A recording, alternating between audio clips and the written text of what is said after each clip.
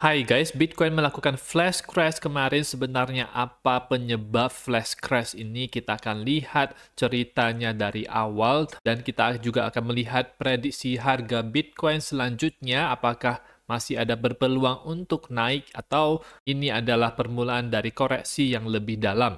Jangan lupa klik like, subscribe, gunakan link-link yang ada di deskripsi untuk mendukung channel saya. Semuanya itu bermula dari sini, di mana di CNBC, Jim Cramer mengatakan kalau kamu tidak bisa membunuh Bitcoin dan dia akan tetap ada.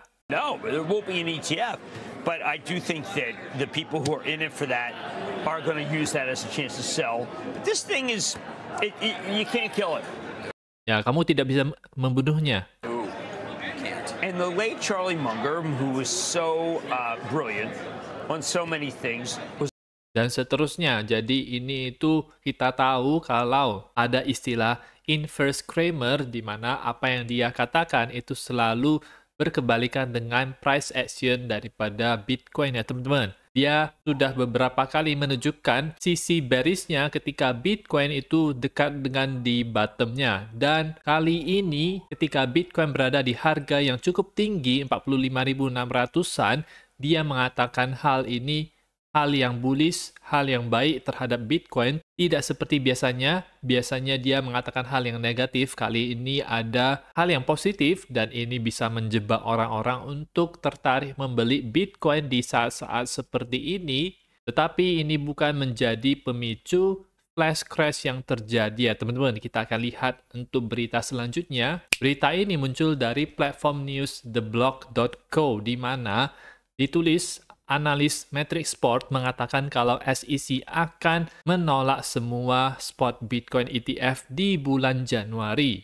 Alasannya kenapa? Karena aplikasi-aplikasi ini masih memerlukan beberapa hal untuk terpenuhi sebelum SEC bisa menyetujuinya. Berbeda dengan konsensus pasar kebanyakan, analis Matrix Sport ini mengatakan kalau SEC akan mendecline menolak semua spot Bitcoin ETF di bulan Januari. Mungkin akan di-approve di Q2 2024 ya teman-teman, mungkin sekitar Maret atau April. Nah, ketika berita ini muncul, itu muncul sekitar jam 6 sore kemarin, kemudian terbentuklah candle 1 jam yang cukup tebal ini yang ke bawah, yang membawa harga Bitcoin balik lagi di dalam range di bawah 44.700 dan terjadilah flash crash yang membawa Bitcoin sampai ke 40.700 ini di exchange Binance. Terjadi likuidasi massal, ada 3 miliar dolar open interest yang dihapus. Merupakan likuidasi long terbesar sejak tahun 2023. Wajar saja karena market itu sudah cukup overheated, apalagi ketika Bitcoin itu mengalami kenaikan dari 42 ribuan ini sampai ke 45 ribuan di daerah ini. Orang-orang kemudian menjadi FOMO karena terjadilah breakout daripada high sebelumnya yang ada di sini, sehingga menurut saya banyak sekali posisi long yang dipasang, sekaligus posisi long yang ditahan ya teman-teman, karena ekspektasinya akan ke level selanjutnya yaitu ke 48.000. Tetapi ternyata fake out terjadilah flash crash seperti ini yang mengakibatkan banyak orang trader futures terlikuidasi untuk posisi longnya.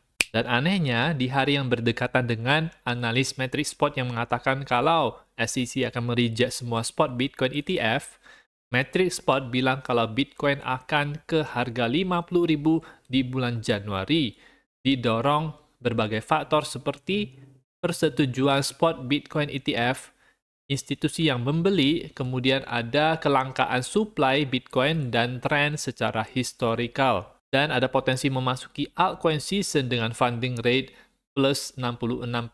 Ini sangat bertolak belakang dengan apa yang mereka katakan kemarin ya teman-teman. Tampaknya ini digunakan untuk menjebak orang-orang untuk memasuki posisi, misalnya seperti membeli spot Bitcoin atau memasang posisi long di futures, kemudian dihabisi dengan berita ini.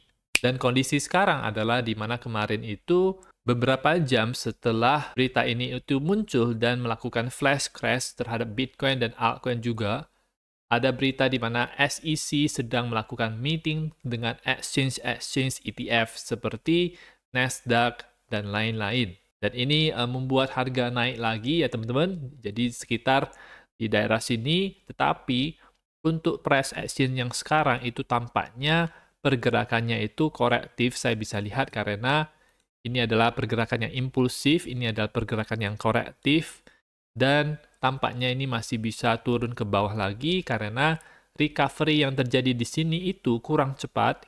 Kalau misalnya ada V-shape recovery, maka itu harus terjadi dengan cepat ya teman-teman, seperti ini.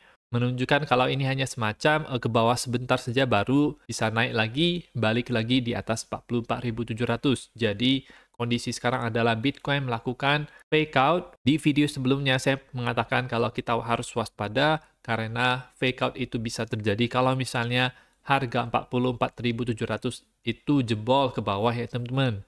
Dan ini masih berpeluang untuk ke daerah ke bawah lagi. Ada support di daerah yang Bitcoin sentuh kemarin itu di 40.700 dan di garis ini yaitu 40.200. Jadi daerah sekitar ini itu bisa menjadi daerah supportnya. Kita akan lihat untuk time frame yang lebih besarnya, di mana untuk di time frame 3 hariannya itu memang terjadi candle yang hijau, tetapi ada wick ke atas yang tebal seperti ini menunjukkan adanya rejection. Kita hampir bisa breakout tetapi gagal, ada wick yang panjang sehingga kita harus berhati-hati karena dari time frame yang lebih kecilnya itu tampak korektif. Kemudian yang perlu kita perhatikan adalah MACD-nya ini sedang dalam posisi crossover ke bawah, sehingga mungkin dalam beberapa hari terakhir ini, mungkin dalam beberapa hari ke depan bisa melakukan koreksi penurunan ke level-level yang saya sebutkan tadi. Kalau kita lihat di time frame hariannya, ini ada candle merah yang besar seperti ini, candle fake out ya teman-teman. Ini perlu kita waspadai. Apa yang bisa membuat harga Bitcoin naik? Yang bisa membuat harga Bitcoin naik adalah persetujuan daripada spot Bitcoin ETF, kemungkinan akan bisa membawa harga Bitcoin naik terlebih dahulu, kemudian terjadilah sell the news. Tetapi sell the news ini juga bisa terjadi sekarang-sekarang ini karena whale itu sudah cukup banyak profitnya karena mereka sudah akumulasi dari daerah sini, kemudian ada yang akumulasi di daerah sini juga. Jadi rata-rata pasti dalam kondisi yang profit sehingga mereka ingin menjual lebih awal, tidak harus pas di hari persetujuannya ya teman-teman. Dan SEC bisa menyetujuinya ini kapan saja asalkan belum melewati batas hari terakhirnya yaitu tanggal 10 Januari. Kita akan pantau terus untuk ini dan kita akan update untuk chart yang lainnya seperti indeks mata uang dolar yang menguat ya teman-teman. Ini ada bullish divergence, kemudian ada bullish crossover di MACD-nya. Jadi tampaknya indeks mata uang dolar ini akan bounce dulu naik ke atas. Yang pastinya ini bertolak belakang dengan Bitcoin. Jadi ketika ini naik Bitcoin maka akan cenderung melemah. Berikut juga untuk sahamnya.